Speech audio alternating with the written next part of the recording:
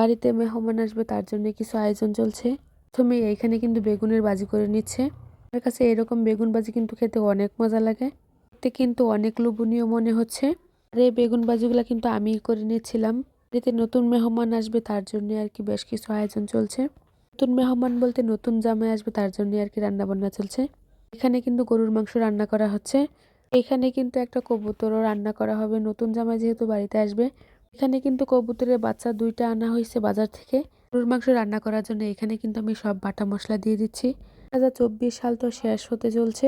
2025 সালে একটাই চাওয়া থাকবে, সবাই যেন সবকিছু নিয়ে ভালো থাকতে পারে, সবাইকে নিয়ে হাসি আনন্দে থাকতে পারে। 2024 সালে অনেক কিছু পেয়েছি, অনেক কিছু হারিয়েছি। আমরা যখন ভালোটাকে অ্যাকসেপ্ট করতে পারি তো খারাপটাকেও কিন্তু অ্যাকসেপ্ট করতে হবে আমাদের। আমাদের জীবনটা কিন্তু ভালো মন্দ মিলিয়েই, আমাদের এক জীবনের দুঃখ হাসি আনন্দ কষ্ট এটা থাকবেই। তার সাথে কিন্তু মোকাবিলা করে চলতে হবে আমাদের। আমাদের জীবনের সুখটাকে যেমন বরণ করতে পারি তো কষ্টটাকেও তেমন ভাবে কিন্তু বরণ করতে হবে।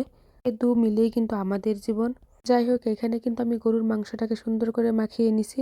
সবাই মিলে যদি হাতে হাতে কাজ করা হয় কাজটা কিন্তু অনেক সহজ হয়ে যায়। মা আমাকে সবকিছু রেডি করে দিচ্ছিল আর আমি এদিকে কিন্তু রান্না বান্না করতেছি। যেহেতু আমি এখন একটু একটু রান্না বান্না করতে পারি তার জন্য কিন্তু অনেক সময় চুলার ধারে বসে যাই। আর এদিকে কিন্তু আমি কবুতরের মাংসটা রান্না করতেছি। সবকিছু কিন্তু আমার আম্মাই করতেছে।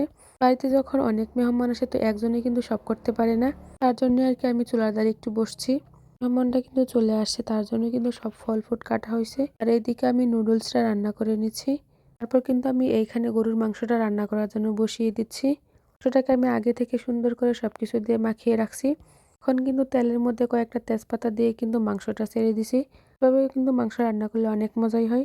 তার সাথে কিন্তু মাটির চুলা রান্নার কিন্তু মজাই আলাদা।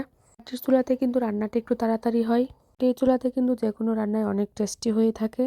গরুর মাংস কিন্তু আমার অনেক পছন্দ। মাংসটা ভালোভাবে কষিয়ে এখন কিন্তু আমি ঝোল দিয়ে দিলাম। মাংসটাকে ভালোভাবে সিদ্ধ হওয়ার জন্য আমি পরিমাণ মতো কিন্তু পানিও দিয়ে দিছি। আর এইদিকে কিন্তু আমি পোলাওটা রান্না করে নিচ্ছি। আর আজকে কিন্তু আমি চুলার ধারে কিন্তু বসে সবকিছু রান্না বান্না করতেছি। আর এদিকে কিন্তু আমার আম্মা সবকিছু রেডি করে দিচ্ছে। তারপর কোনটা লাগবে ওইটাই আর কি।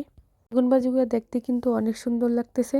বিশেষ করে আমার কাছে এই বেগুন ভাজাটা বেশি মজা লাগে।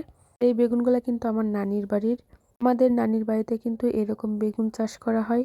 আমাদের বেগুনের সিজনে কিন্তু কখনোই বেগুন কিনে খাওয়া লাগে না। আর এই তো এখানে কিন্তু আমার বেগুনগুলো হয়ে গেছে, এখন কিন্তু আমি তুলে নিব। তাই কিন্তু মোটামুটি আয়োজন ছিল আজকে নতুন জামাইয়ের জন্য। সাথে কিন্তু মাছের ডালও ছিল।